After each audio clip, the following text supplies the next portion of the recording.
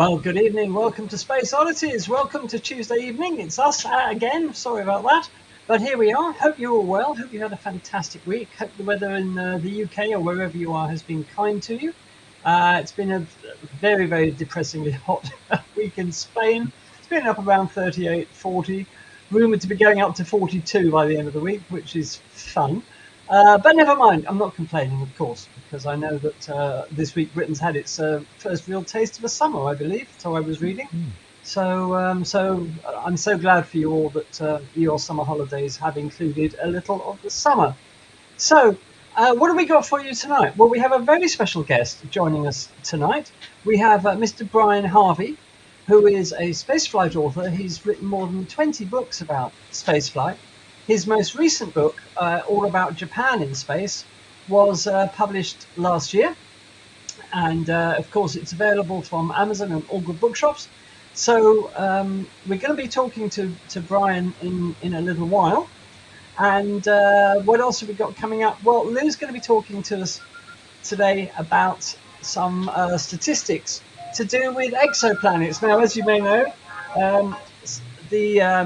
the discovery of exoplanets continues apace, with over 5,000 exoplanets now discovered.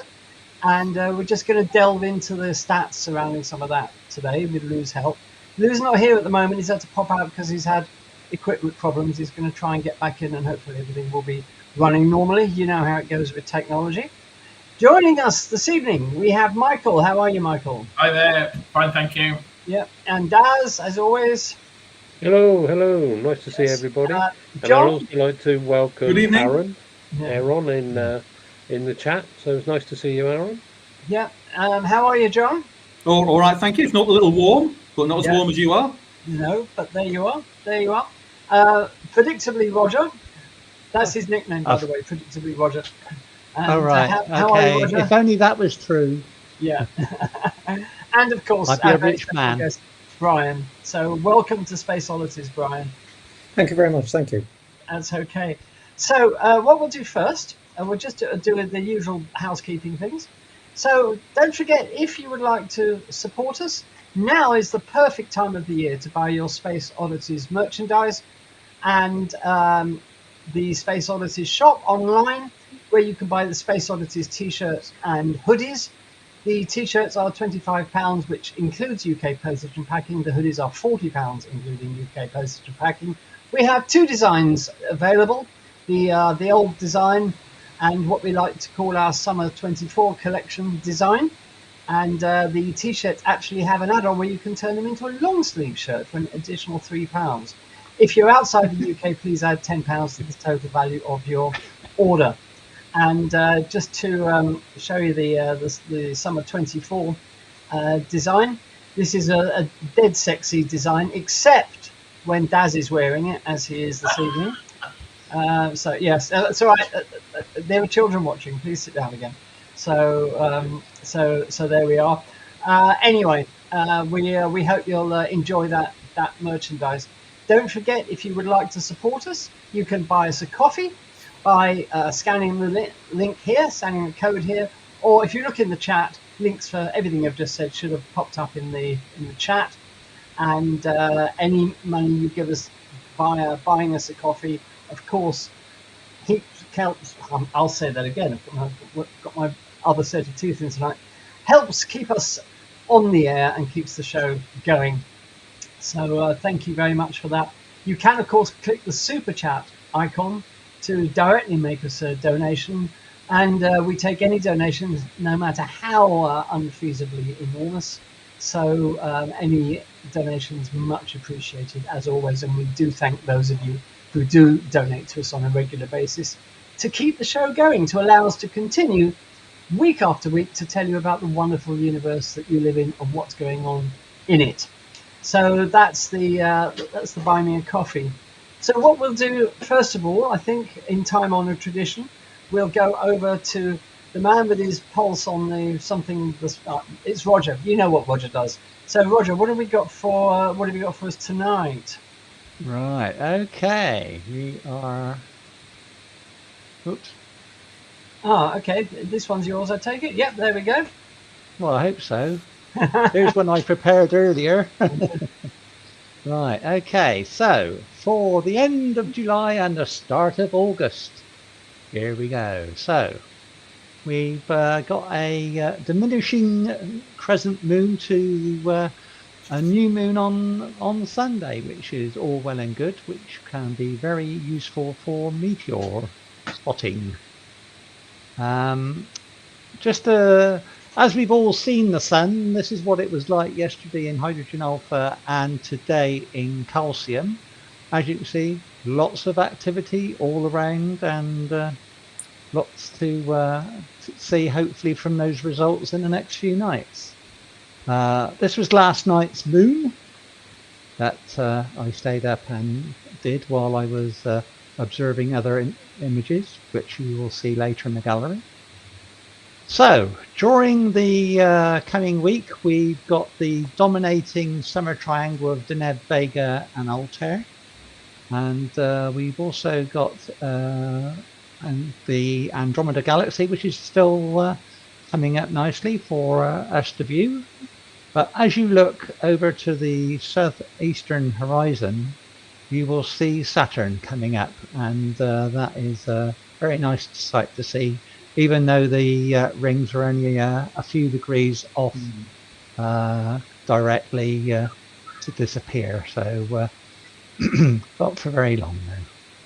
So all well and good. We've still got the core of the Milky Way visible down in the south, up through Sagittarius. So any deep sky objects that you like from the Messier collection or others are all down on the view there, providing you can actually see it. So all well and good. I can see it. So yeah, and during the hours of 4 o'clock, which I've got here, we've got well, Neptune's out of the field of view, but that's further up between Uranus and Saturn. But we've also got Mars and Jupiter, and if anyone had seen it in the last few days, you may have noticed how close the planets are to the Pleiades, which they still are reasonably.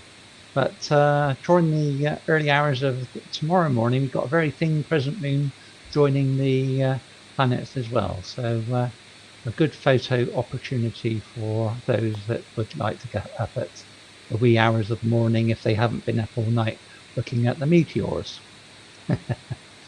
And of course, in the evening, we've still got Venus and Mercury in the after sunset, but due to the brightness of the sun down at setting, it's going to be a bit difficult to spot Mercury, and you have to be a bit careful because it is still rather close in distance to the bright setting sun. So you should still be able to see Venus, although don't try and look at it with binoculars either, because it is rather close. But they are having an there is an opportunity there for them to both be visible if you're very lucky.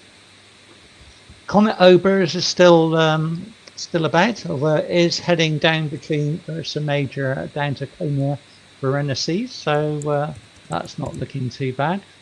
There is an opportunity there, and unfortunately it is now fading, going from 7.1 to over 8.6 at near the end of next month. So there we go. Comet Schussen Atlas is near Sextans, and that's brightening up. We're going from magnitude 8 to 6.3. So by the end of August, it will be on the limits of naked eye visibility. Not before time either. And not before time. The forecast is, I have seen as 0.9 at its peak brightness later this year. So 0.9, blimey. Yes. So be on the lookout for that.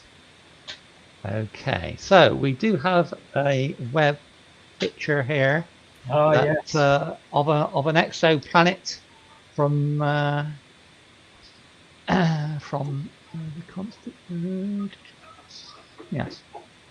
So Epsilon Indi AB was taken with the mid-infrared instrument and has been located light at 10.6 microns was assigned to blue and 15.5 to the color orange. So it didn't actually resolve it as a point source, but it has resolved it as the image there.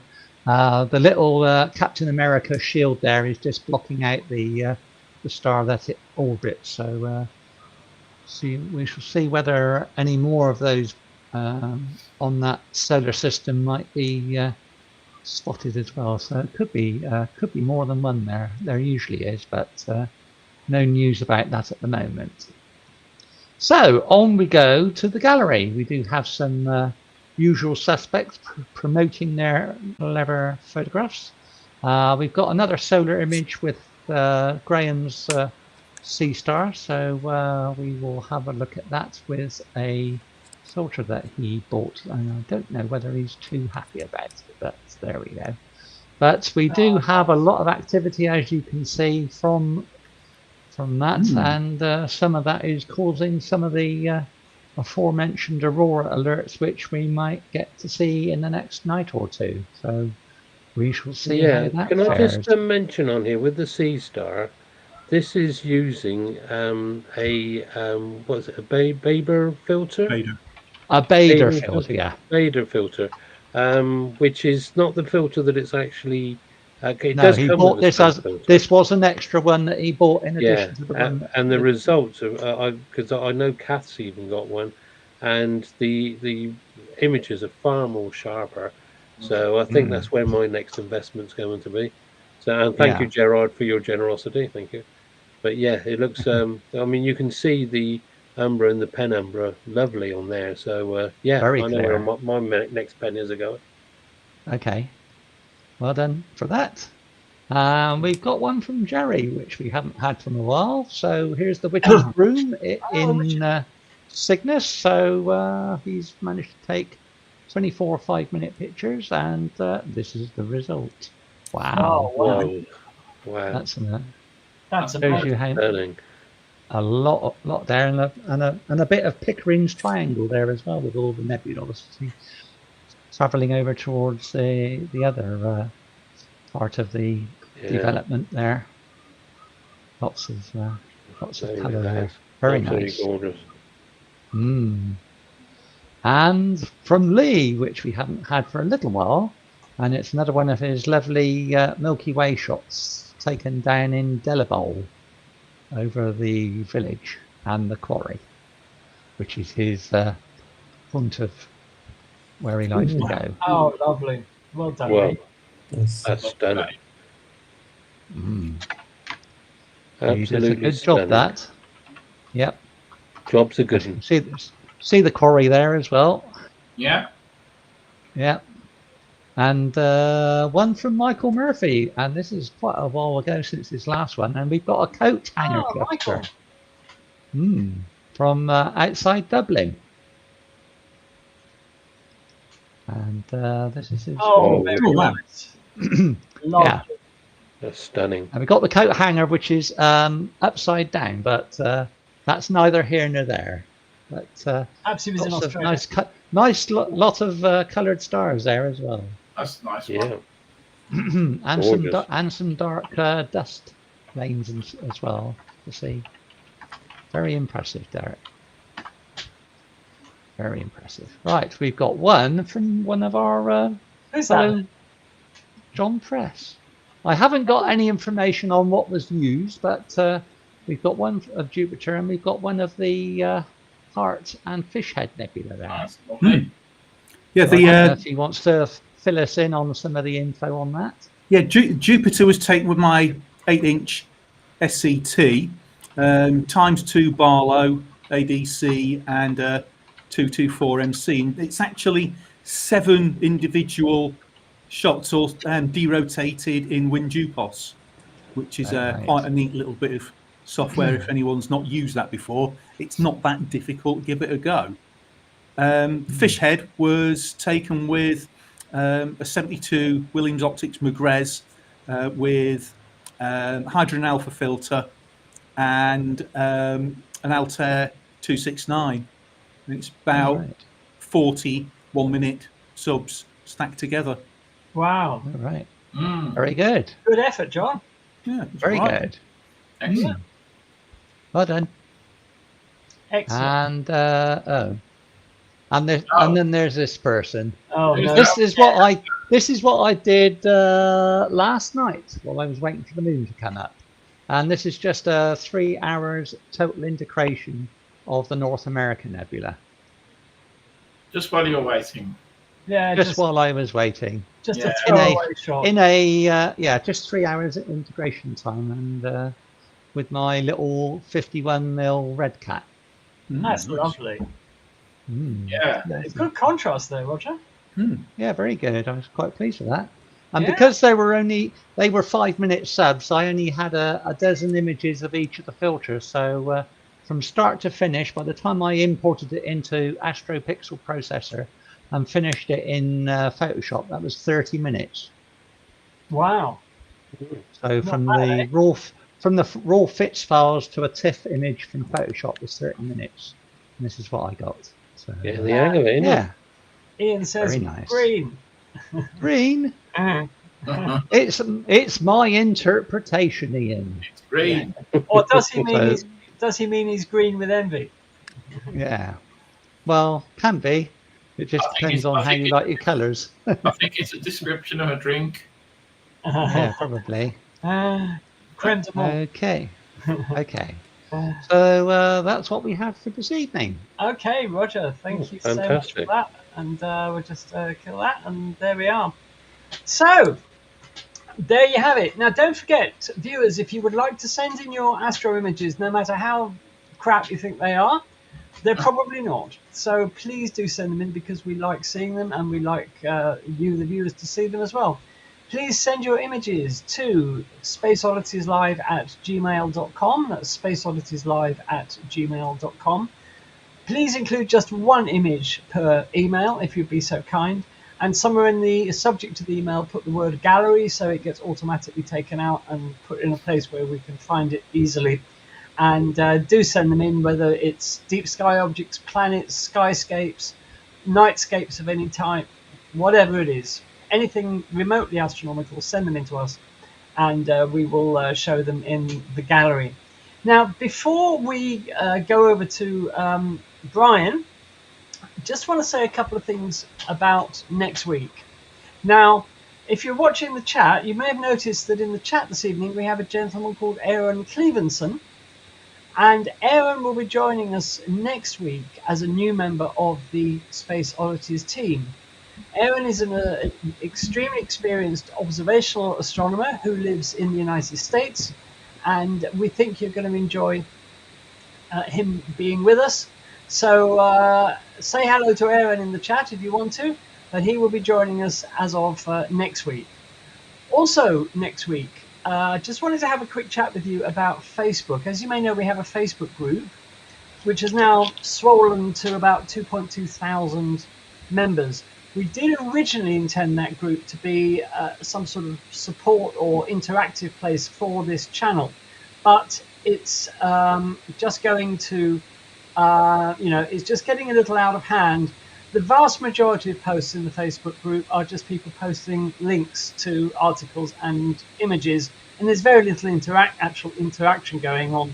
Of course, we're very grateful to everybody who does post in the Facebook group. That goes without saying. But what we want to do for you, our regular viewers, is to give you some sort of community where you can keep in touch with each other when we're not live streaming during the week. Just a place to get together and chat, and we want you to have your own community. So the plan is this: what will be happening this weekend is that the existing Facebook group will be closing. I'm in the process of building a new Facebook group, which is going to just be for subscribers to our YouTube channel. I'll give you all the details next week, but just to give you a heads up that you're going to have your own community in place where you can chat amongst yourselves outside our live streams. So we want to do that for you, because you're worth it, because you're a fantastic viewership, as it were. So we want you to have your own place. So I'll give you more details about that next week when I've got it all set up and tested and it's up and running. Okay. So what what we're going to do now is go to just 1 second. John, if you want to go to the chat on the right-hand side, on the list of icons on the right-hand side of the screen, you should see the chat option. Click that to open it. So we're just answering John's question about the chat. He's new here, you know. So you know, we have to show him the ropes as we go along, really. Yep, I got that. You got it. Well done, sir. Okay, so we're going to go over now and chat with Brian. Now, Brian, as I said earlier, has written more than 20 books on spaceflight, and we really wanted to talk to him about his writings and about spaceflight. So what I'm going to do now is hand over to Michael. So Michael, take it away. Okay, thank you very much, Andy. So welcome, Brian, to our show tonight. I'm going to ask you first to give us a little bit of history about yourself, about how you got to start writing in spaceflight. You know, how you got interested in spaceflight in the first place and so forth. Can you say something about that? Yes, I can. And indeed, the last presentation is particularly relevant to this because my route into spaceflight came through watching the night sky and through amateur astronomy. I'd always been interested to do that. When I was very young, I'm probably going to give my age away when I tell you this, I was invited out into the back garden by my aunt, who one evening said, "There's a bright star is going to cross over the sky in a few minutes." I was very young at the time. I looked up and lo and behold, this bright star did cross the sky silently in a big high arc above me. It took about 3 or 4 minutes. And my aunt said to me, "Do you know there is somebody in that?" Right. And it turned out to be, I was watching Russia's second piloted spaceflight, German Titov. Yeah. And I was very taken with this idea that you could actually see a spaceship with someone on board flying overhead. So after completing as much education as I did, I then joined an amateur astronomy society, where I found that the membership included astronomers who were interested primarily in astronomy, but also in spaceflight, and the opposite was also true. So my primary interest became spaceflight, but I found there was so much in common between those who followed spaceflight, many of whom might have had small telescopes in their back garden, and they did like to look up and see what planets were on show and so on at any given time. So I felt there was a distinct area of interest in writing for and to that part of the astronomical community that was interested in the spaceflight side of things. My first book was called Race into Space, A History of the Soviet Space Program. The rationale for that was because the Soviet-Russian space program was not as well known in Ireland, in my case, British Isles, Western Europe in general, as the American one, the European one, where also with the benefit of the English language, they had large and very effective press and PR publications and so on. And also I did actually relish the challenge of trying to find out about programs, events, activities, things that were not so well known, where you had to dig behind the scenes quite a bit. Yeah. I joined the British Interplanetary Society, which in the 1980s had what was called the Soviet-Russian Space Forum, to which China was later added. And that was where people like us, as it were, met once a year in Vauxhall in London to share amongst ourselves in the pre-internet age, let's remember, what we knew about what was going on, who had met who had picked up a newspaper, a magazine, or whatever here. We used the publication outlets that were available. For example, the Soviet Embassy in London was always helpful. Collett's Bookshop in London always had a good stock of Russian Soviet magazines on spaceflight. And we began to go to the international events, which were around that, and meet and doorstep the people who came from these other countries. So you gradually began to put together a picture. And then I followed that with the, at the time, even more challenging Chinese space program in the 1990s. I don't think any of us really had any idea in the 1990s that China would become such a big, important, challenging spacefaring nation that it is now. It is now one of the three, as we all know, big superpowers. I do still meet and I'm invited to speak to astronomy societies quite a bit. And one of the things they say to me is, why does nobody tell us about China's space program? Why do we not know about it? Why is it not so much on our radio or television and so on?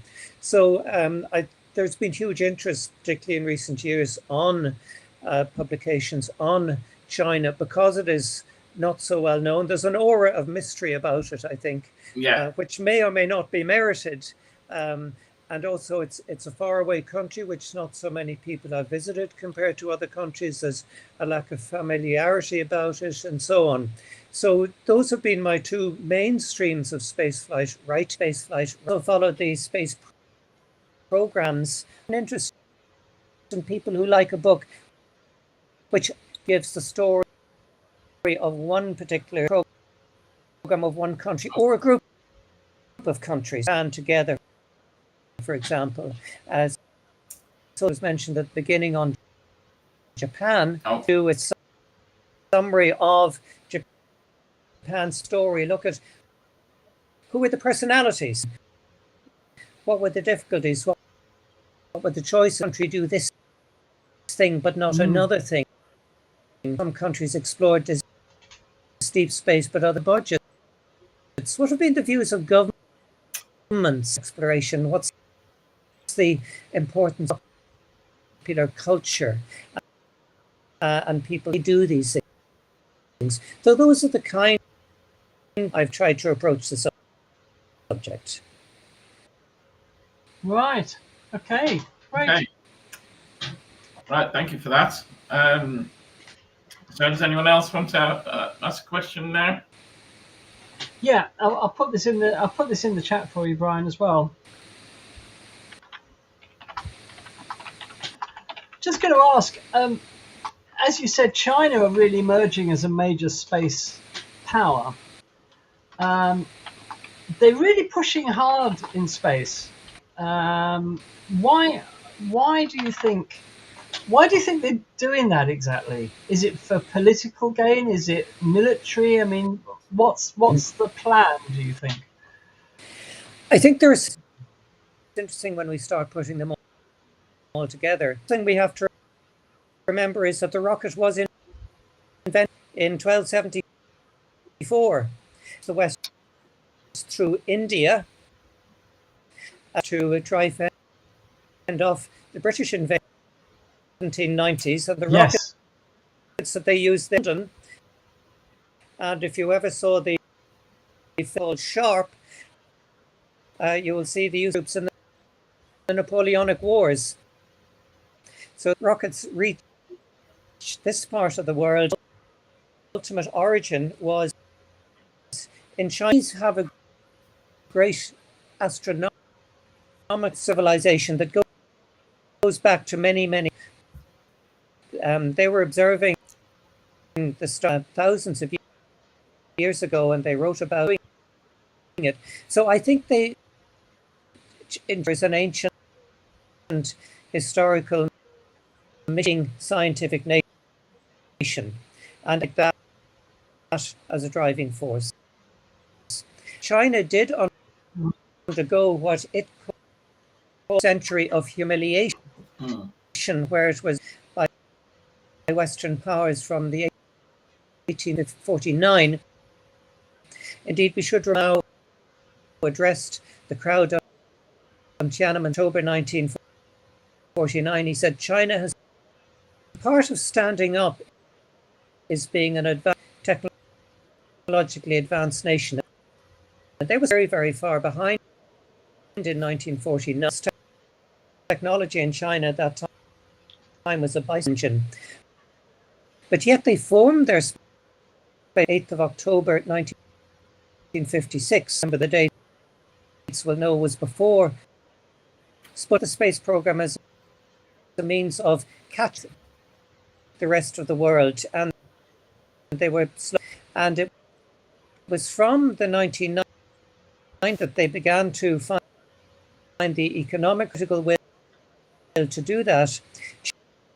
China did very, very openly in China published what's called the roadmap to 2050, and it's the most advanced scientific world by the year 2050. To do this through a wide range of space, by going to the moon, then with building a space station, doing missions to Mars, then in setting up cities and a Mars base in the 20s. They outlined these plans in astonishing. One intriguing aspect of it is they see to the timetable. In many ways, their timetable. One of their scientific papers in the world than any others. The problem with that objective is the world several years ago. Very, very rapid. I think the Chinese see themselves as with other countries. I know the Americans do, but I think if you look back at the of Chinese history, thousands of years, a few years or a lot of difference, and we'll do all the other things that we want at time.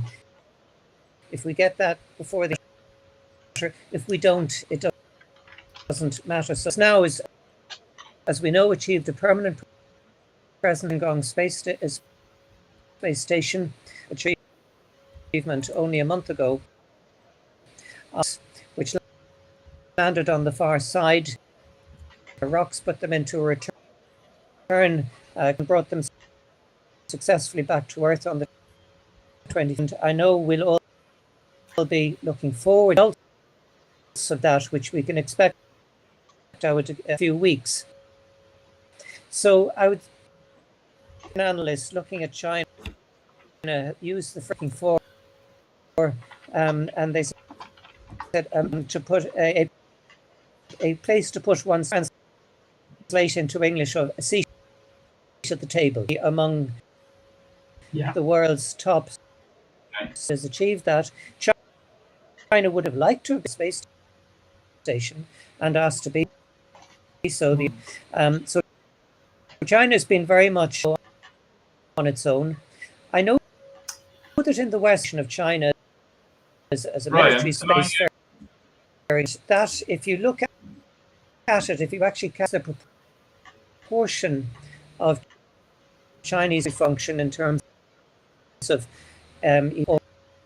or visual observation, that's about 21% in some other countries. So it is not like other countries, but it's not a primary. China would like to be seen as a spacefaring nation. I think that's the best way. Brian. Okay, Brian, I'm sorry, but a lot of your speech was broken up then. I don't know why. Okay. It might be your connection. Might have to come back to you. Andy, what do you think? Well, what we'll probably ask you to do, Brian, if you don't mind, is to exit here and come back in again, if that's all right with you, because your sound is breaking up. Okay, so you're asking me to exit and come. Yeah, if you could do that, and hopefully that will solve the problem with your sound.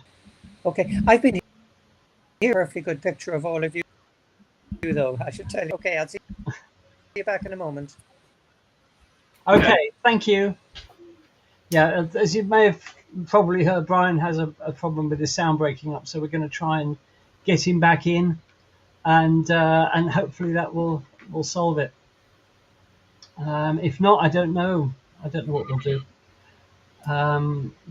Can't proceed like that, obviously. So let's get him back in. Right. How's your sound now? Try saying something, Brian. Okay, I'm back. Oh, that sounds okay. Yeah, that sounds okay. That's fine. That's fine. Oh, that's wonderful. Thank you for doing that. So, technology, the perils of live broadcasting, eh? Yeah. So there we are. Okay, John, do you have any questions for Brian? My main two really is. Okay, could you do me a favour, just type them in the chat for him as well? Oh yeah, absolutely, yes. Thanks. Um, And viewers, while John's doing that, viewers, if you have any questions for John, please put them in the chat, and we will ask him for you. Thank you so much, because Brian is a fond of information about spaceflight, and we're so glad to have you here, Brian, because we're all spaceflight mad. We as well as doing this live stream and making our own videos, we always try to cover as many space launches as we can live here as well. So we do a lot of that, and you know, we all grown up in the Apollo era, so you know, we're all spaceflight mad, as anybody who grew up in that era was. Yeah. So, Hi, Brian. Just a couple of questions, really. There's recently announced a new Russian space station. Any particular thoughts on how that might actually go? And done a bit of background work myself, and there seem to have been an awful lot of Russian mission failures on the launch pad, on takeoff, and basically failure to meet the target. Was there any particular background, any inherent reason why they suffered so many failures? Okay, dealing with each in turn, the Russian space station called ROS, R-O-S, Russian Orbital Station, is due to start construction in 2027. The most interesting part about it, if we go back to where we started, is in terms of looking at it, that it will fly in polar orbit. Oh. It will take off from Vostochny Cosmodrome in the far east and will fly northwards. So we'll be able to see it crossing over the British Isles on a north to south or south to north path, and the Soyuz or Orel new spacecraft following it as it does so. It will be more like the size of the old Mir space station. They're not trying to build something like the ISS again. It is due to fly until, and they've said this, 2078. So it's a 50-year project. They intend to complete the basic modules on it by 2033. They will start putting crews on board in 2028, which is the year which they say they will leave the International Space Station. And that has been announced many, many years ahead. Many people have raised doubts as to whether they will have the economic, technical and other resources to be able to keep this project to schedule. And I think it's probably too early to say at that stage. We do know that the design has been signed off in the past few months. So I'd be inclined to think that they probably will. I think for Russia, the idea that they may break their permanent occupancy of space, which goes back to the year 2000 in this stage, is somewhat unlikely. So I don't think they would like there to be a period in which they don't have anyone, quote, up there in the intervening period. On the issue of failures, there have actually been very, very few Russian launch failures for the past number of years. About 10 years ago, there were quite a number, and they put together an impressive program of quality control and other forms of improvement. And they do seem to have paid off. Their most recent outstanding failure was, of course, Luna 25, which crashed while landing on the moon. And that has been put down to an electronic failure. The Russians are disadvantaged by Western sanctions, which make it more difficult for them to obtain electronics. From past example, from previous embargoes, we know that the general consequences of these sanctions is that the Russians relearn how to do their own electronics again. So I would imagine that they will. We should also remember that the Russian economy at the moment is booming. It has reorientated its trade around the BRICS countries. So from an economic point of view, I don't actually think the space program as such is threatened. There are deeper underlying problems, though. The Russian space program barely survived the 1990s. The 1990s was a period of what Naomi Klein called chaos capitalism, when parts of it were privatized, other bits just disappeared, they rusted and they rotted away. They lost a quarter of the entire workforce. If you look at the people in the Russian space program at the moment, they're mainly either very old or very young. New people did not come into the Russian space program, say 20, 30 years ago, because the money wasn't there. And so they've begun to attract new people yet again. The older people are still there. That has the advantage that they, Luna 25 accepted, that they shouldn't go on repeating old mistakes. And they don't have to relearn basic things that they learned 20, 30, 40, 50 years ago. So there's a very widespread belief that somehow the Russian space program will decline into insignificance. I don't follow that. I don't believe that. Some parts of it are quite weak. Their space science program has not very many missions, although they have a very successful Deep Space Observatory, Spectre RG, in orbit at the moment, and other instruments on other spacecraft. And it is clearly fallen quite a bit behind China in terms of scope and so on. But we should remember that keeping permanent occupancy up there is a very significant achievement. We should remember that when the Space Shuttle was grounded over 2003 to 6, and again from 2011 before the Dragon came along, that Russia sustained the entire operation by itself, with both piloted spacecraft and unpiloted spacecraft. So I think we write off the Russian space program at our peril. Yeah, indeed. Okay, so there's another question from Aaron. What's your favorite space mission? Well, that's a very good question. I'm going to cite one that has become one of the most popular ones from Japan, and that's Hayabusa, which was the little spacecraft that went to fly to an asteroid.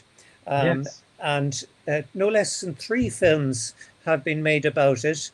I happen to find one in my local library.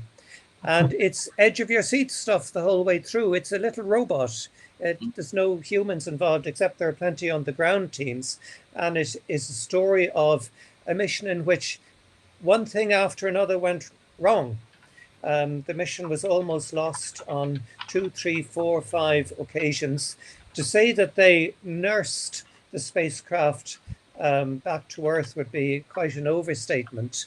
And it was an extraordinary story that they managed, with so many things gone wrong, reaction control systems breaking down, navigation breaking down, contact with the spacecraft lost repeatedly. They didn't even know if it had collected the rock that it was intended to do so.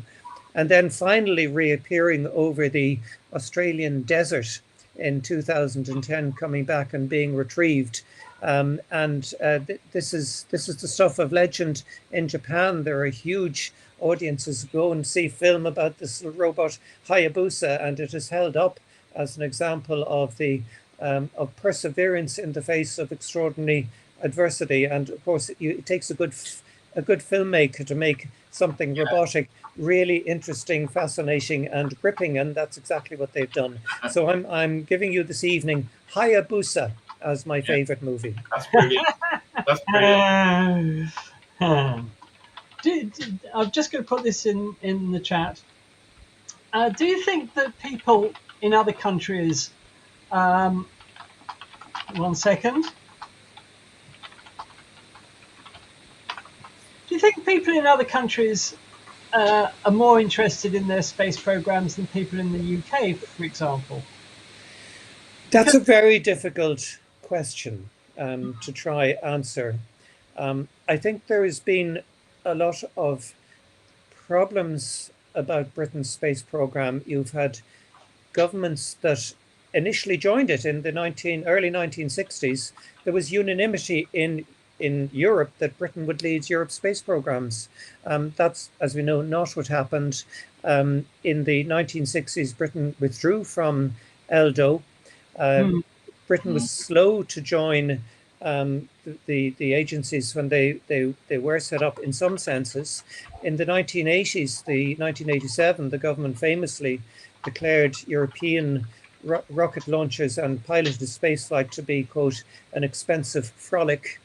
And Britain did not join in the Ariane launcher. It takes off without a Union Jack on its side. So I think the fact that government was less than enthusiastic about space programs has not helped. That has begun to change with the setting up of the UK Space Agency in 2010, if my date is right, and particularly with the flight of Tim Peake. And if you look at other countries, one of the first things their astronauts have done, I think of, say, Republic of Korea, I think of Japan, is they go to the schools where they are welcomed and invited and feted like pop stars in many cases. And I think other countries have very much seen and valued the role of particularly astronauts as people who promote space programs. And I think the atmosphere in Britain, so far as I can judge from here, is immensely more positive than it was 20 years ago. And that's a good thing. And I think government has been much clearer at putting its moral and financial force behind space programs. I would like to see Britain's space agency be much more proactive and programmatic. It does give grants to space projects and so on, but actually saying this should be Britain's self-standing space program that should attempt to do very distinctive, different things that maximize Britain's strengths in space instrumentation, technology, science, astronomy, and so on. That would be bringing it, I think, a stage further. And I think that would capture a lot of popular interest. The other thing I would just say that the media on space programs are very much dominated by the huge English language output that we get here and that also we see in the United States. And I think that means that we tend to overlook some of the space programs in other countries. And they do lots of really interesting things. I think India, which focused its space program around educational work, Earth observations, and so on. So I think there's a lot that all of us can learn from many other countries. Absolutely. Thank you for that. Gaza says, where do you see us in 100 years? Oh, well, that's a good question. I see a question there. Would there be any chance of Russia-China collaboration? And I'm going to make that my starting point because at the moment there is a very heated competition. It's a bit like the Great Game in Victorian times between, on the one hand, the United States signing up its friends and allies to the Artemis program to return to the moon. Meanwhile, China and Russia are, not only is there a chance of Russia-China collaboration, it's happening. It's very big. And it's called the International Lunar Research Station. And they are signing up countries to their lunar base. And indeed, in the past few years, we have seen Yuri Borisov, the head of Roscosmos, crisscross Africa at the same time as Bill Nelson has been crisscrossing Africa, trying to sign up the different countries there to the ILRS and the Artemis program, respectively. So where is this going? My hope is that it will be like post-World War II Antarctic exploration, where the big countries set up their bases on the moon and later on Mars and do so in a cooperative, friendly, non-confrontational way. I think that the Antarctic example is a very positive one, where the many different countries there have explored Antarctica peacefully without difficulty. They've got along with other scientists generally do, engineers generally do, and it's been a relatively unpoliticized exploration. So my hope that it will be cooperative competition rather than competitive competition. Absolutely. Yeah. As you said, there's sort of like two competitions at the moment. Who's going to sign up the most people? But just on that, how much do you think Russia is in a position to actually help the Chinese? I mean, I may be under the false impression that the Russian space industry is in a bit of dire straits at the moment. Am I correct or am I wrong, Brian? There are difficulties there, and I think I've alluded to them already. Yeah. On the plus side, we have to see that they have kept the space station going when the Americans couldn't. They have maintained a presence on the International Space Station throughout. 3 years ago, they added a new science module called Nauka, which is doing valuable work there at the moment. They have completed a new cosmodrome, Vostochny, which is one of the 2 most advanced cosmodromes in the world in terms of its facilities. The other, of course, is Wenchang on Hainan, which is the base for China's deep space missions, Chang'e, and the Long March 5 that launches their Tiangong space station and its modules. If you look at the different technical facilities in Russia at the moment, a lot of them have been updated quite significantly in the past few years. The head of the Roscosmos agency, Yuri Borisov, has been working hard with all of them to improve their standards, their technical facilities. There has been quite an outreach to young people, to youth, to re-involve them in the space program. It does have the support at fairly high level of the President, Vladimir Putin, who has supported the space program much more than Boris Yeltsin did in the 1990s. So I think overall, although there are definitely problems in the Russian space program, I would see it as being in it's not in a particularly expanding state. It's in some ways stable, but it does have long-term plans, medium-term plans, short-term plans. They've laid them out quite carefully. They've been open about what they plan to do and where they plan to do it. And the fact that the Russian economy has become strong again, I think means that they will have a good economic base. I think if you look at the question of what can they offer to China, Russia does have the experience of long-duration spaceflight that goes back to 1971, to be precise. They are the world pioneers of long-distance spaceflight. That's something they've done. Space stations is what they do. They've not been so good at certain other areas, but that is one of their main areas of expertise. The other thing is engines.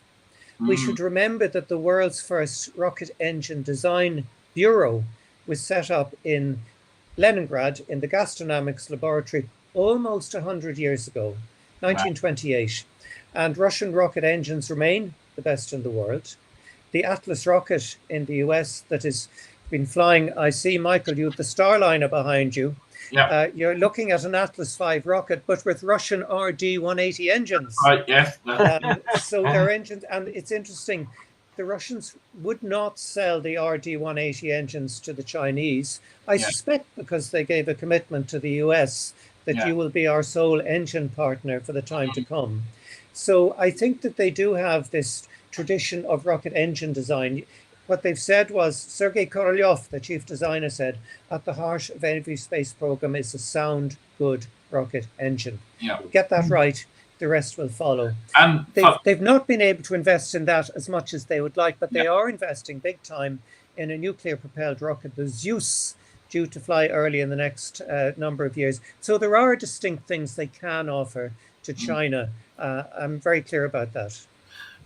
Following on from that then, Brian, what about the Russian invasion of Ukraine and the effects that has had on the Russian space program?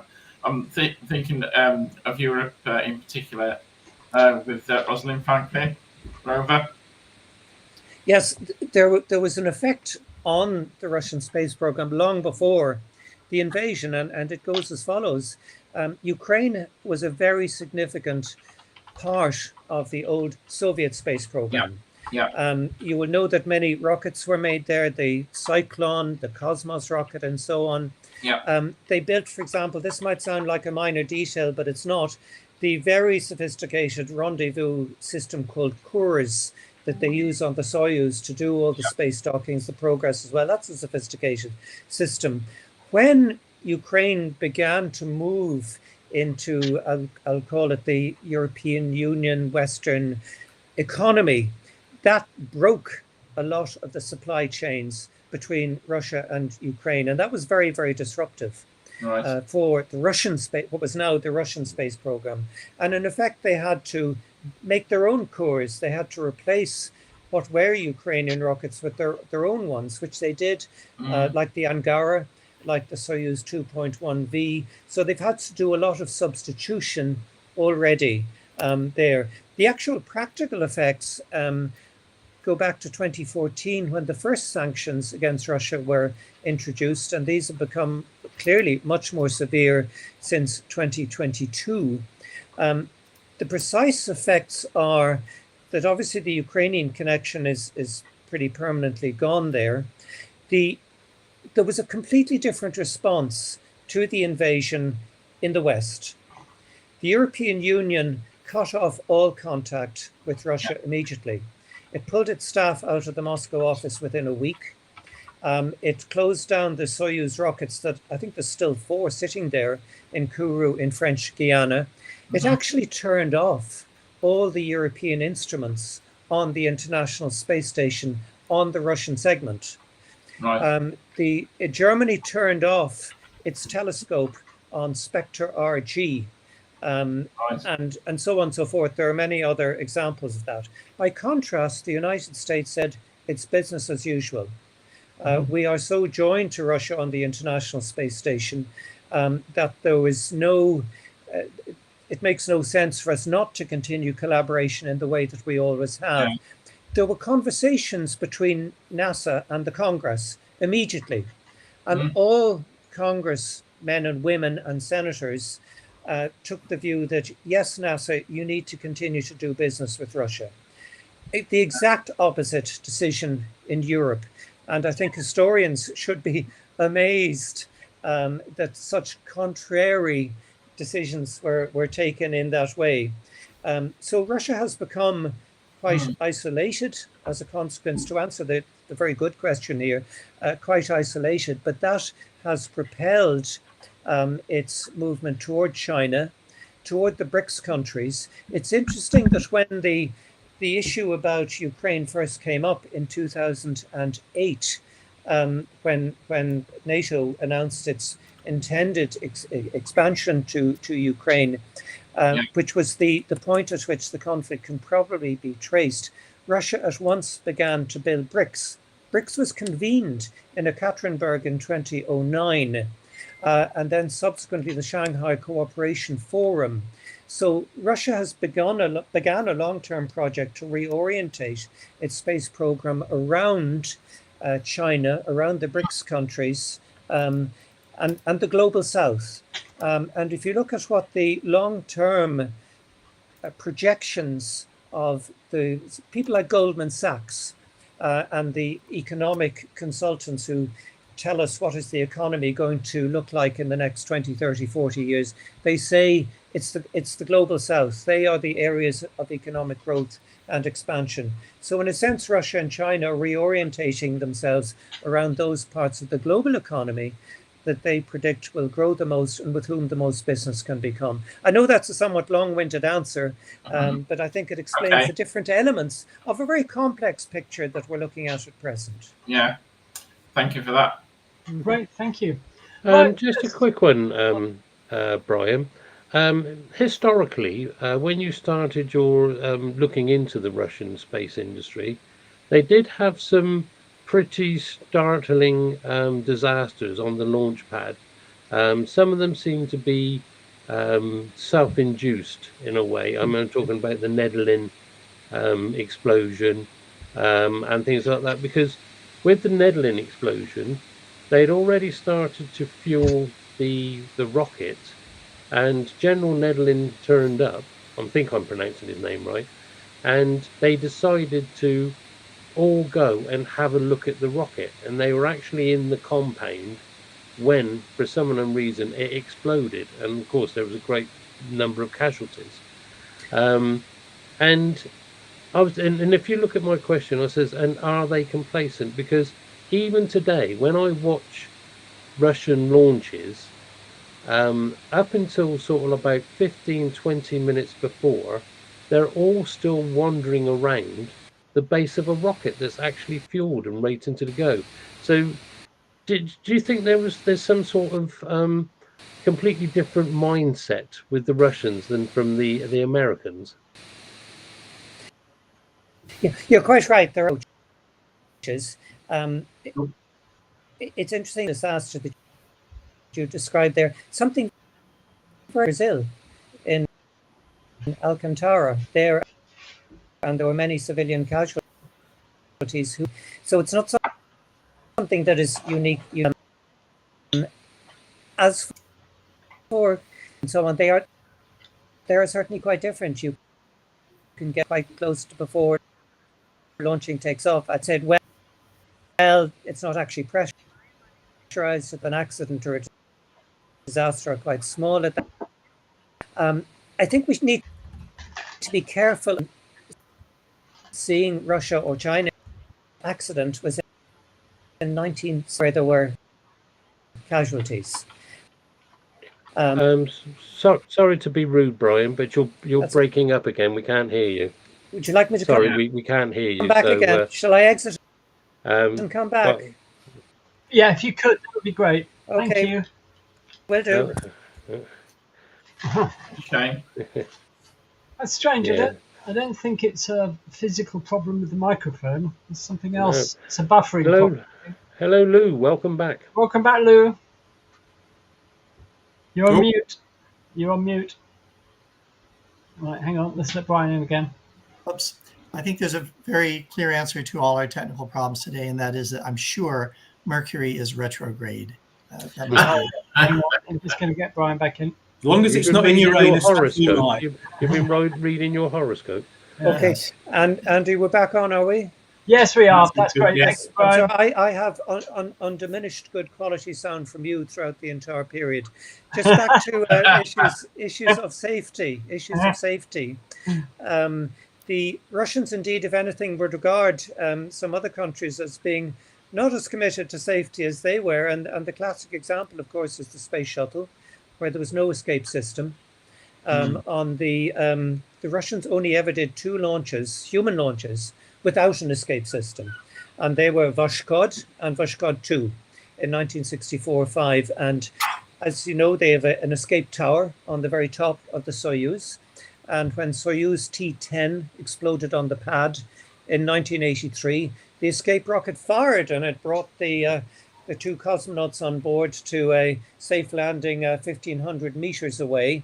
And they were quickly retrieved, given a shot of vodka, and sent back home that evening. So their approaches are generally very careful and very cautious. And I think the fact that the Russians have had an unblemished safety record since 1971 is not an accident, to say it literally. They have worked very hard at it. If I could give her another example, which does relate, I come back to your picture, Michael, again, of the Starliner.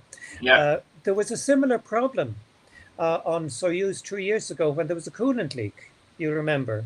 And what they did was they sent that particular Soyuz that had the coolant leak back to Earth without any, and they told the 2 cosmonauts, sorry folks, you'll have to stay on another 6 months. But the point is that they were playing the safety on that.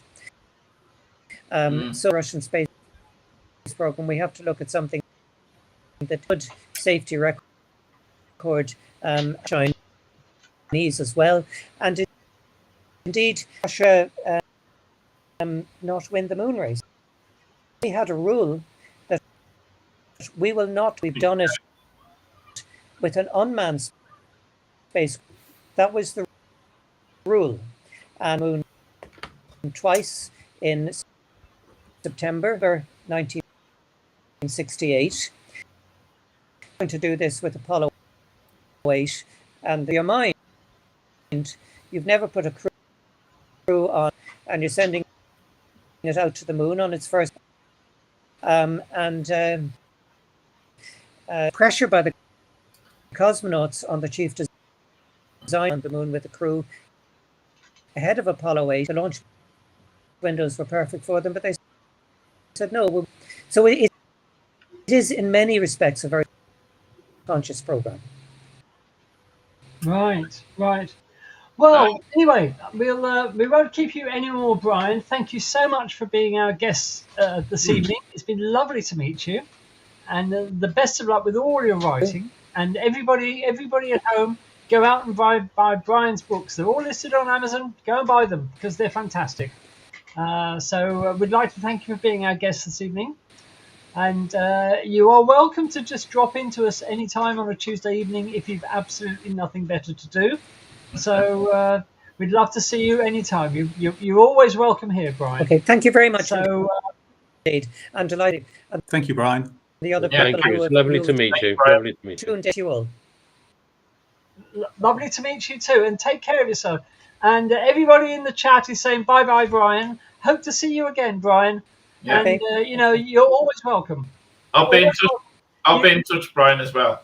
Yeah, you have the link. The link is permanent. That link will always work. So Yeah. any Tuesday you're bored, come and see us.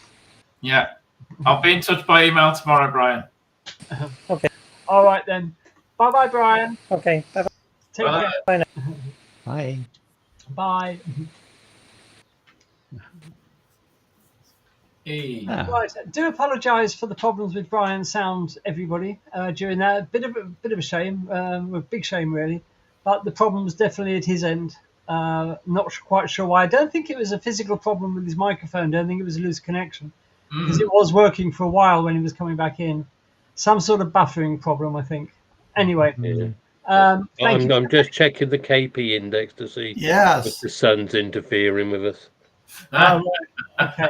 yeah. We hope you didn't let it spoil your enjoyment too much. We will obviously love to get Brian back in the future. We have a few special guests lined up, and we will keep you appraised of that. Of course, next week we'll have the new Facebook group where we can easily communicate with you to announce stuff. So we're looking forward to be able to do that, because with the current Facebook group, the posts get lost immediately because of the sheer volume of people posting. So anyway, looking forward to having a group where we can really communicate with you and you can communicate with each other. I think that's going to be splendid. Okay, well, Lou has had a bit of a mishap with his PowerPoint file that he was going to present this evening. It is Microsoft, so as we know, it happens with monotonous regularity. But not always when you're about to go live. No, not always. But, sod's law, it was going to happen sooner or later. Law of averages. So the interesting presentation that Lou was going to do for us this evening about exoplanets, we're going to hold that back, hopefully to next week if you manage to rebuild the file by next week, Yep. Lou. Yep, I'm confident. If not, we can leave it till the week after. So I'll leave it in your hands, okay? Thanks, guys. That's all right, no problem. Don't forget, we're looking forward to welcoming Aaron Clevenson, who was in the chat earlier, to the Space Oddities team next week. Thank you for making him welcome in the chat. And he's had to rush off now, so he isn't there at the moment. But that's a good point. Lou, would you like to tell us a little bit about Aaron in advance of next week? Yes, absolutely. Gosh, maybe 20 years ago, as representing NASA, I started working with the Astronomical League. That's an umbrella organization out in the U.S. that's home to about 330 amateur astronomy clubs. And so we worked on various projects such as the Amateur Astronomy Space Telescope. Well, Boeing was working with them to put a telescope on the ISS and fly it and give access to amateur astronomers. Well, that didn't work so well, but that's how I got involved, and that's how I met Aaron. Aaron is part on the board of the Astronomical League, and he is in charge of the observing programs, the observing challenges, of which there are, I don't know, well over 100, I think. He has a doctorate in computer science, a master's in physics. He is an astronomy professor at his local college. He's written an astronomy textbook for his students, so they didn't have to pay. That's online and consistently updated, so they don't have to pay large sums of money every semester to buy the big, paper book.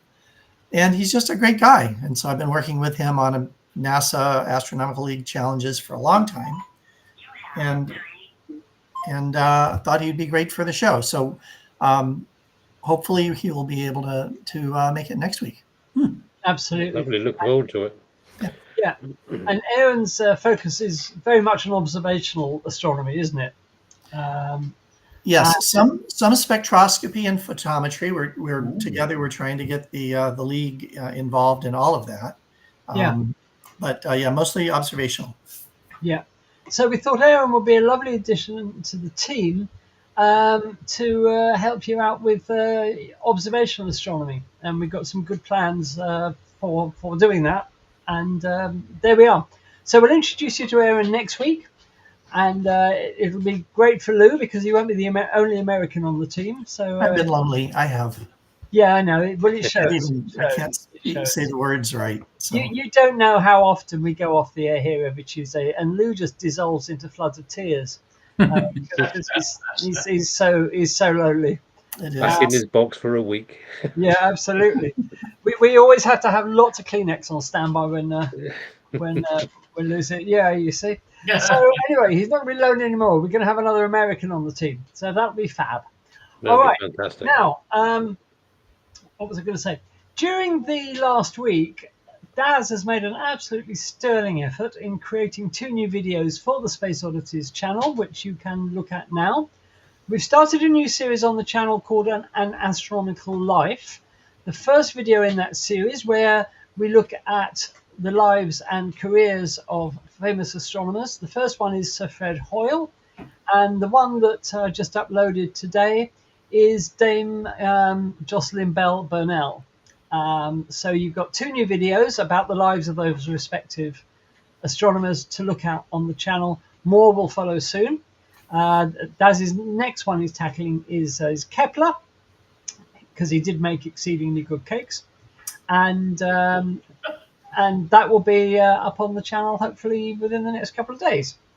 I'm also working on a big video about Pluto, about how it got demoted from planethood and stuff like that. But it does cover the whole history of Pluto since its discovery. So I hope to finish that before the weekend, and I'll get that up on the channel as well, just to give you something new to watch rather than stare just at our ugly faces every Tuesday. All right. Well, I think that only remains to go over to young Daz here, the aforementioned Daz. And Daz is going to give us a rundown on what's happening with the sun. Yeah, I don't know about Lou being upset. Start, not newspaper. Yeah, I don't know about you being Lou being upset, but last 2 weeks you've upset me because you forgot me. I know. I've made right. it. Okay, then let's see how we get on. in my fingers to prevent me from doing that again. Yeah. But as regards the Johannes Kepler, that's virtually in the bag. Just needs a bit of tarting up, and then that should be online very soon. And I think after that it may be Mr. Hubble. We will see, but I'm not promising Mr. Hubble. It could be somebody else. We'll see. An Astronomical Life, the new series on Space Oddities. If you look in our list of playlists, you'll see the playlist there if you want to look at all of them. But there we are. Yeah, so fantastic. Right, now then, this is where I'm going to cock everything up, everybody. So let me just. Well, we're used to that. Go. Let me just. Yeah. So there we go. That's right. So now I've got to go. What was it? Tab, Alt, Tab. Yep. Alt Tab. Is that a picture of your eye? Oh, yeah. Very close up. Very close up. You see the eye. See some disturbing. Yeah. That's just being flippant, Lou. You know that's a chronograph. Right. Okay. And what I'm going to start with this week is just a few events that have happened this week. Because if you remember, at the very end of last week's videos, once we got them working, there was a massive eruption on the far side of the sun, and it was humongous, gave us a 360 halo, but that was all directed away. It did give us a bit of radio interference, because although the main mass of the ejection was going away, it has an effect all around the sun, so you do get some stuff thrown our way. But since then, we had because that was on the 23rd. We had again on the 25th. You can see here another huge explosion. And you can see it's given us probably what, 2/3, just over half a halo. But there is also there is something else here. I don't know if you can see my cursor. There's something coming out just here as well, which doesn't seem to be associated. And this is one of the things when you look at these images, especially these grey, black and white ones. When you get a huge explosion like this anywhere on the sun, at the back, at the front, or anything like that, it can hide a lot of other things that are going on. And this is what we found this week, but there's more of that later. Now they're thinking that this was our old friend 3738, which is on the far side of the sun. I've just realised that I've got this as a separate slide a bit later on, but this is just as good. So this left us a week or so ago, and it will be coming back onto the Earth-facing side in the next few days. The image I got a bit further on, it's a bit closer to the edge. Because remember, this is the east limb on the right-hand side, and on the left-hand side, that's the west limb. And all this will slowly, the orange bit will slowly move to the left, and bringing the sunspots on the back of the active areas on the back of the sun towards the eastern rim. But as you can see, this was an X14. If you remember the first one at the end of last week, they reckon worked out to be X17. This was approximately X14, so it was a huge event. So so I'm trying to find me arrows. So we've also had we've had loads of flares, and this one it's a moderate. Am I looking at the right one? Does it say what it is? AR36. Yeah, this is an M4.2 flare from 3766, the active region, which happened on the 27th. That happened on the 27th. So we've been having lots of flares, and you can see the actual active regions, how they're grouped. They've just come on this image. They've just come onto the sun's face there. So what we'll do is we'll move on. There was another big expulsion on the far side. Again, this time on the western side. Now they think that, again, because this is on the 27th, it's our old friend 3837. So it looks as though 3738. Sorry. So it looks like it's actually grown since it's been on the far side. As I said, it's coming towards the eastern limb, and again you can see here that as well as having the big fan, can you see my cursor? Yep. Yes. That's good. You can see as well as having this big fan, you've also got these two horn-like things, one in the north and one in the south. And they think that this is also secondary expulsions that are happening at the same time. Because remember, this is about probably an hour or so after the main event actually happened. And this is the material that's been expelled from the sun, flying out into the interplanetary space. Now, some of this, because it was closer to the edge, was Earth directed. So again, we had some disruption with the radio, and you can see the light curves here as to actually what it was. And it was an X1, X-class 1 flare. So we're looking at this now. You can see this. This is, as you can see, I've got my movies working again. This is a whole week again. Of course, when it blinks, that means it's gone behind the Earth because of the orbit of the SDO, the Solar Dynamic Observatory. But you can see there's lots of this on this one. It's a bit thing. You can see on the edge there's lots of eruptions. You can see them actually on the disk themselves, going on all the time. We did have quite a few filaments, but none of them seemed to lift off while they were actually in our direction. So we'll just let this run out. It's a little bit, I think I might probably make these a little bit shorter, but you can see On the eastern side, things are beginning to pick up. There's more glowing on there. You can see there's more interaction. Of course, as we look at this through different wavelengths, you will be able to see more of more detail of what's actually going on.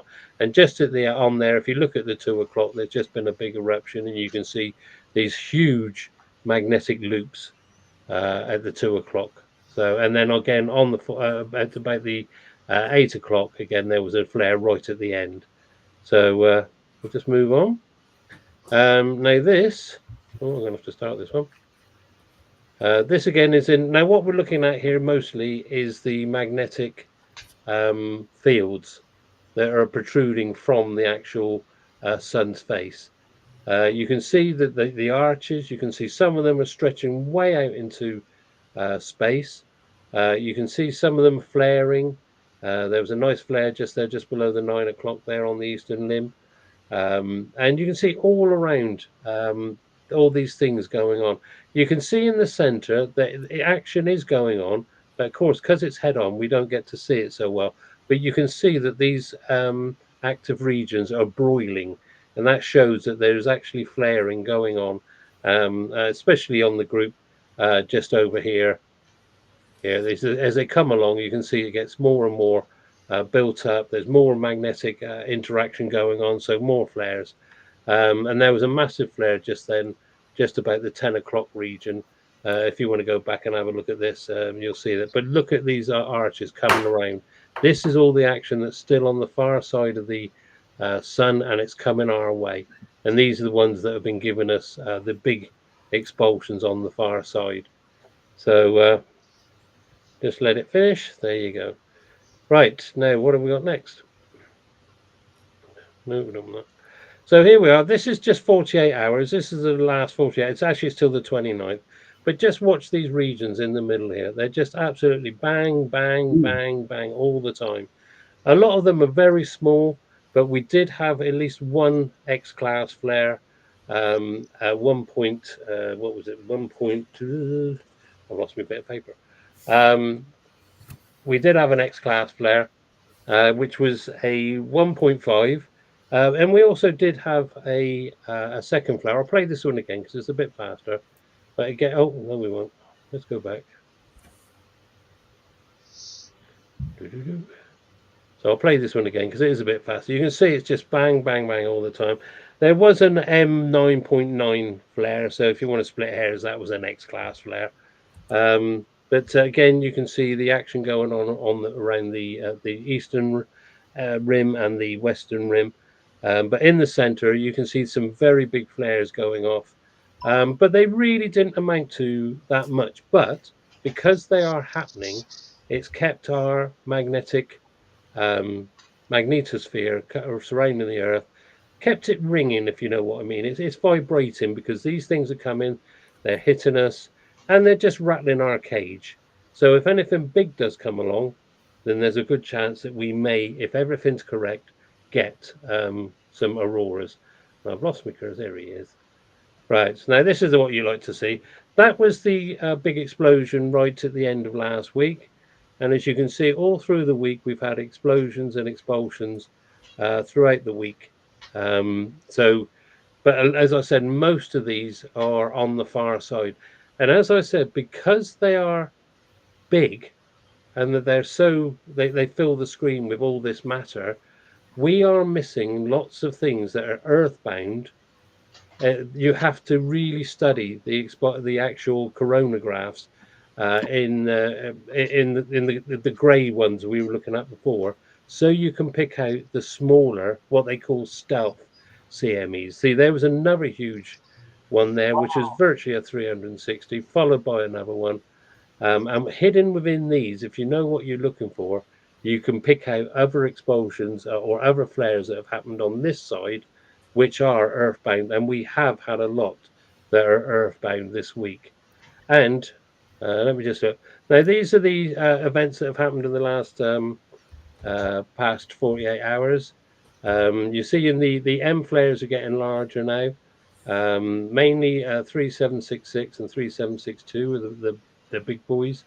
And it was at 3766 that gave us the 1.5 flare on the where are we? The 29th. It's written in funny something like that. This is all the sunspots we have at the moment on the sun. When I took this picture, I still had. I suppose you can see it, but you can see there's 1, 2, 3, 4, 5 regions showing complex magnetism going with side them. The more letters you've got in these little red squares, the more likely they're going to give us something very large. And it's been 3766 and whatever is at the bottom. I can't see. There's something in the way there. Sorry, I think it's 3762. Is it? And they've been giving us some really big. Actually, I can show you now because if I move on. This is 3766, some noteworthy events in the last few hours. Gave us the next 1.5, gave us that near X-class flare on the 28th, and on the 27th, it's been given. It gave us an M4.2. You can see how complex it is by how many colours there are in the right-hand side. So that's a beta gamma delta complex there, and then we go 3762. And you can see over the last 2 or 3 days, it's been giving us some quite large, especially towards the end, some quite large M-class flares. Now, all these are heading towards Earth. They're not direct shots, but we will be getting the tail end of them. So this is what I was talking about. Again, the far side of the sun. And as you can see, 3738 is moved more towards the eastern rim, and it will be appearing within the next, say, two days. And it'll be interesting to see what it will give us. But also, look at this all in the middle here. This is a huge area again. They will probably split this up into 3 or 4 different active regions. But again, these are also thought to have been giving us some of the bigger flares. So that's something to look forward to. Now, as we're talking about possible aurora, keep an eye out for tonight and tomorrow night. This is the Met Office in the UK. This is their predictions, and as you can see, they're predicting that at the end of tonight, towards sort of like midnight, well, now to midnight, we could get a huge peak. And what you need to be looking at also is the wind, the speed of this wind, because the top is what you call plasma density, which is you're talking about SEPs, the radiations, the storm that's actually involved. And this is actual wind velocity, the bottom part. And of course, you've got it's cut through 2 different slices with the Earth off to the right on both of them. I'll play this again. It doesn't really matter if you play it, but so keep your aurora alerts handy. Again, if I haven't checked the BZ at the moment, see whether there's a south. If it's south, then that means we could end up getting some decent auroras. How far down latitude they come down, I do not know, but just keep an eye out, keep an ear to your alerts, because we've got possibly 2 chances. Because, like I said, we were getting these. I mean, if I play this again, if you look at the top one, which is your actual storms, if you look at the sun, you watch almost straight away. Oh, no, we didn't want that. That's a giveaway. Spoiler alert. So I'll start this again. Boop, boop. So you see, there was 1 storm already on its way. In fact, I think that's 2 storms. But there's 2 or 3 storms that have come after it, and they've actually caught up with each other. Now, these are going to give each other a boost. Now, I've heard the phrase again, cannibalistic interplanetary CMEs. And as I've said before, they don't actually merge. They don't eat each other. They actually buffer up to each other. So they stay separate storms. And when they hit, you'll get bang, bang.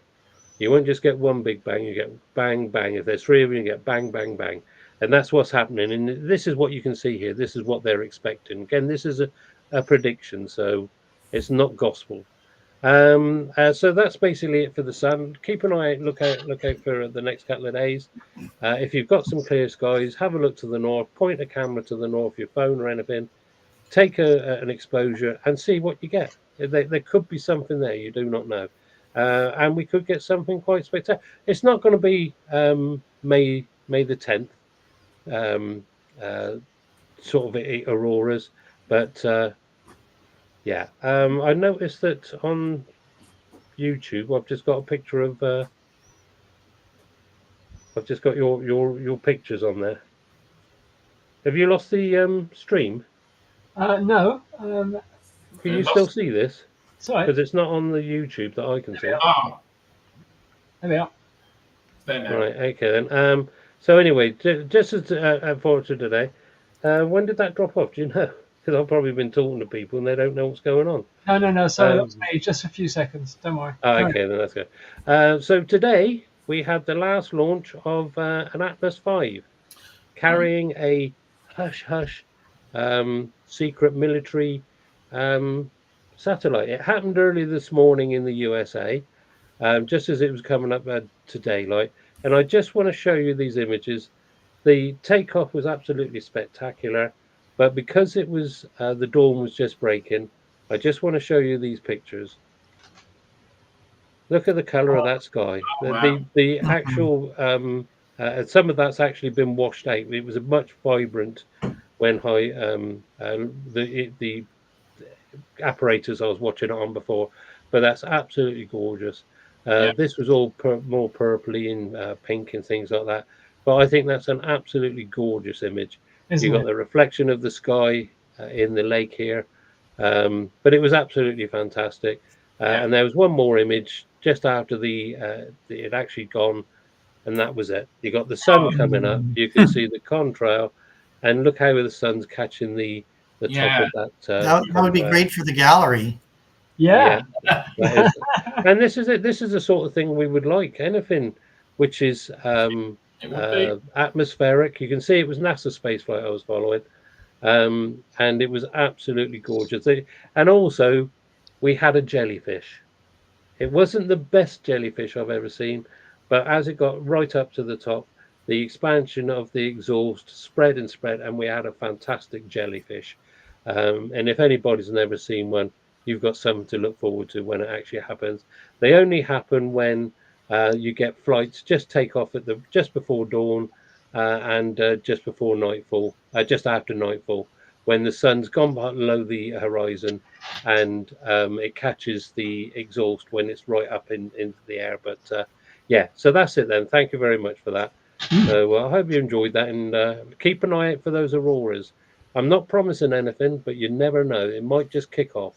Yeah. I think what our viewers want to know is, how much time do we have? Should we cash out our savings? If our loved ones are on the other side of the country, do we have time to say goodbye? You know, I can't talk about this sort of thing.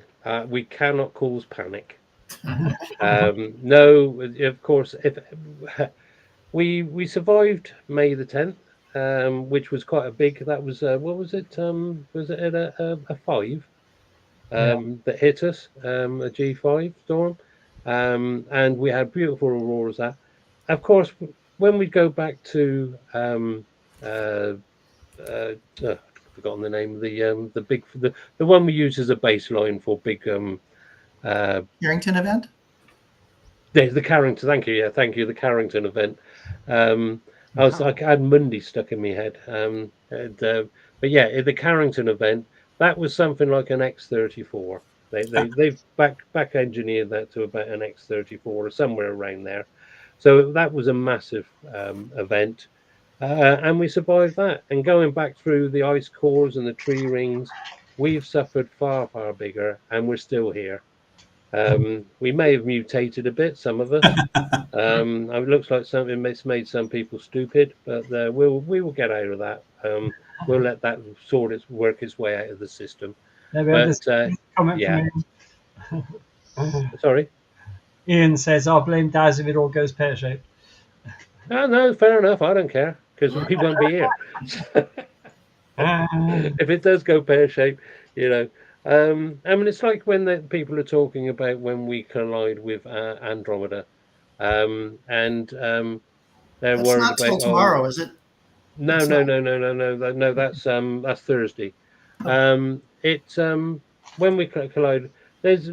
I mean, it's although other than being an absolute spectacular sight, if we're still around, it's very unlikely that anything is actually going to hit us. The space between stars is huge, and remember, it's the same with our Milky Way galaxy. The space between these stars is huge, so if it's for us to actually get hit by anything, we would be so unlucky. But yeah, we won't be here anyway, so we'll be making stars somewhere else. So Okay. yeah. Thank you very much for that, Daz. As always, very informative. Just a couple of things that have been in the news. I didn't put the news together this week because I thought we might be running short of time this week, so I've held the news over to next week. But a couple of things that have been in the news this week, just keep you updated with the ongoing saga of Starliner. Starliner is still docked at the ISS. They're now talking about bringing it back maybe as early as next week, they were saying today. Yeah. They did a full static fire of the thrusters while it was docked with the space station, I think yesterday or the day before. Yeah. And all indications are that the thrusters worked as expected. And they say that the helium leaks that they detected in the Starliner have stabilized. Notice not stopped, but stabilized. Right.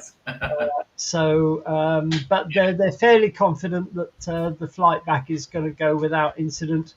Having said that, NASA have been talking to SpaceX over the last week about possibly using the Dragon to bring the astronauts back. So anyway, but at the moment they're going to try bringing the astronauts back on the Starliner, and then there needs to be some serious thinking done about. I mean, talking to SpaceX is because they don't want to put all their eggs in one basket. Yeah. You'd expect. Let's hope Starliner does come back safely and the crew comes back safely. Yeah, absolutely. See, they've got to conduct all these tests now, because the part that's actually got all the thrusters on won't be coming back. They won't be able to examine all these parts. That's true. They've identified what the problem is. The problem is that the thrusters are held in sort of mountings called doghouses.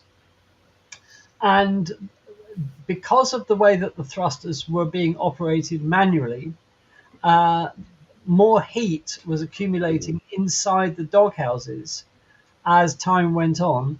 This was causing Teflon seals in the thrusters to expand and block the flow of fuel. So this is what the issue has been with the thrusters, they think. And of course, that will be a fairly easy job to remedy, I would have thought. They'll just use a different material instead of Teflon, or another type of Teflon with a different coefficient of expansion. So I would have thought they could have solved that one fairly easily. But remember when they had the one where the thrusters froze? Yeah. Well, that's been sat there doing nothing. So it's still got fuel gases in the actual the capsule itself, and they've also stripped down those thruster parts, and they have again found that the Teflon has degraded being exposed to that. But of course, this is over 2 or 3 years. So the Teflon seals have degraded, and they did actually fire one, and then they found that some of the Teflon had broken off and gone into a filter, and that reduced the flow as well. So again, they're going to have to look at these seals because this is supposed to be reusable. If you've got to strip down the whole, no, because you won't have to strip it down. This part isn't reusable. What am I talking about? I just said. So so they're going to have to look at the filter, at the seals and things like that. But they've done a lot of work, so they know what they're doing. They know what they're doing. Yeah. And while we're on the subject, if you were to ask most people about benefits of spaceflight and what has been invented as a result of spaceflight, everybody that I've come across always answers, the first thing they answer is Teflon. Yeah. Can we just lay that ghost to rest? The Teflon was not developed by or for the space program. It was in existence in the early 50s originally, well before the space program. So Teflon is not a byproduct of the space program. I just thought I'd get that out there to stop misinformation. If you do see, viewers, by the way, if you do see any of these examples being wrongly reported or bad journalism, bad science journalism, send them to us. Give us some examples, because that Teflon thing I saw only yesterday in an article about the space program. So, isn't there something about the invention of the laptop computer as well? For the shuttle. Yes, that's right.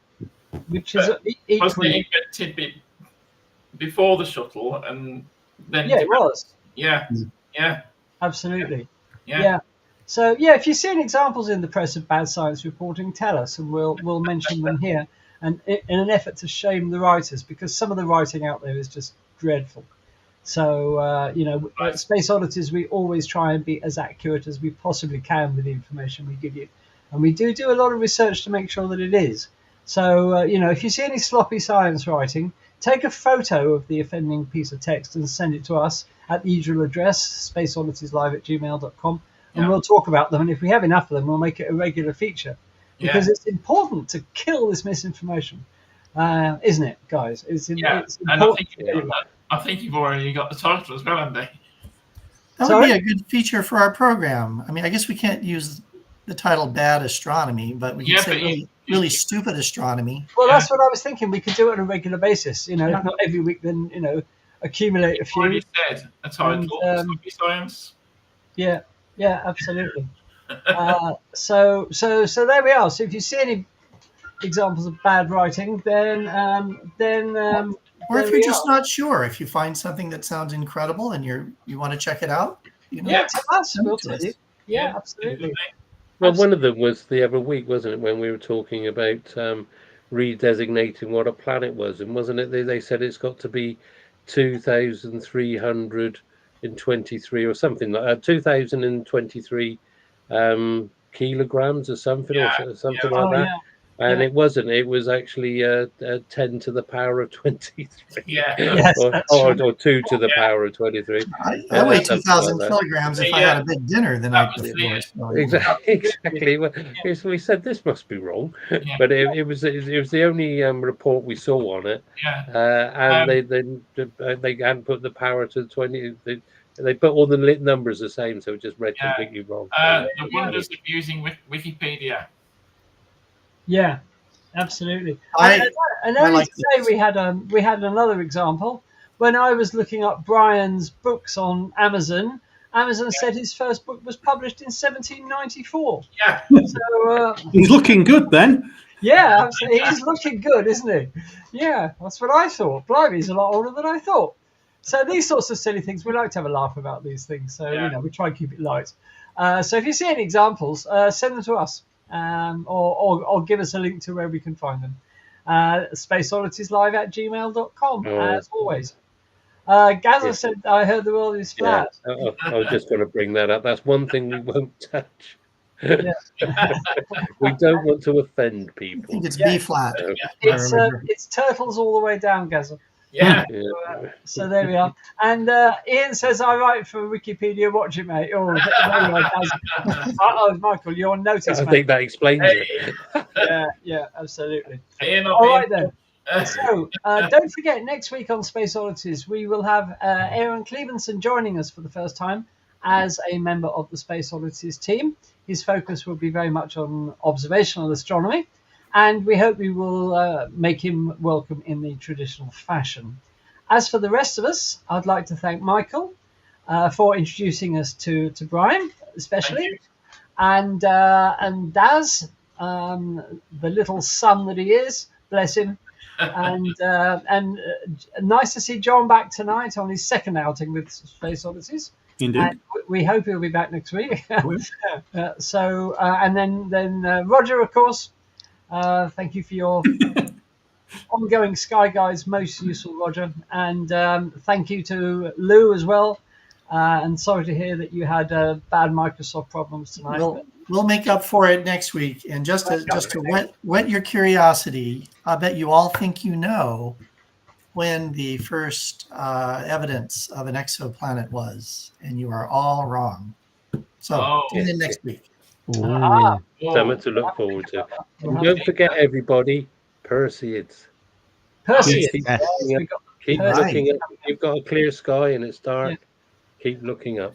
Daz, I Maybe- have- There's also the Delta Aquarius. another one which peaks There's another tonight, two. which is the yeah, there's- Southern Delta Aquariids, Oh, I thought it was the Roger. which I forgot to mention. What about the Rogerids? Ooh, I don't know uh, about that. and Daz, I had to laugh when you were showing your videos of the sun. I kept seeing bright flashes on my screen, and I thought, "What the hell is that?" And it turned out that it's lightning coming from the windows behind me, reflecting off the monitor. So the thunder started. Now. Hey, it's more than 3D, mate. It's I produce, these productions. They include sound, they include vibration, they include everything. Yeah. So bang, you got the full effect there, mate. Yeah. Yeah. And lastly, for this evening, I'd like you all to shed a thought for me. Have a thought for me tomorrow evening, because I'm taking my 13-year-old daughter to a cinema to see a concert film of her favourite K-pop group. Whoa! Yeah, I know. So my fate will be to sit in a cinema full of screaming adolescent girls tomorrow evening. And, You're going to sit there in a corner just rocking. Yeah, Uh-huh. absolutely. Yeah, I might take some headphones. Enjoy. Yeah. But she wanted to go so much, bless her. So I couldn't say no. So that's where we'll be tomorrow at the cinema watching Blackpink is the name of the band in concert. It's not exactly Pink Floyd, is it? No. No. That's a All right cross then. between So Pink we will Floyd say- and Black Sabbath. Oh, Black Sabbath. Oh, God. Pink Floyd and Black Sabbath. Oh, God. Can you Tribute imagine? band. Yeah. Right. They've become quite popular, these concert films in cinemas. I went and saw the concert film of David Gilmour live at Pompeii a few years ago, that was being simultaneously broadcast in cinemas around the world, and that was stunning. So as David Gilmour is, of course. So anyway, that's my night tomorrow. I shall let you know how it went next week. So from us all at Space Oddities, have a fantastic week. Look after each other. Thank you for those of you who've scanned the various codes tonight. Much appreciated. Thank you all for your support. Don't forget the 2 new videos on the channel. There'll be a 3rd one there soon, and hopefully by the weekend another one. So we'll have lots more Space Oddities stuff to watch. Do keep an eye on the channel. And as I said, next week the new Facebook group should be up and running, where you and us will be able to communicate a lot better between ourselves. Okay. So from us all, it's good night from him, and it's good night from me. Say good night, everybody. Bye, everybody. Good night, everybody. Oh, Cheerio. and now the rain is hammering down. Hurrah, I'm going to go and stand naked in it. So Oh, just as we're going to bed. Well, if you do that, Why? if there's other people around when you do it, you might get arrested and have to go to the concert. no, that is good.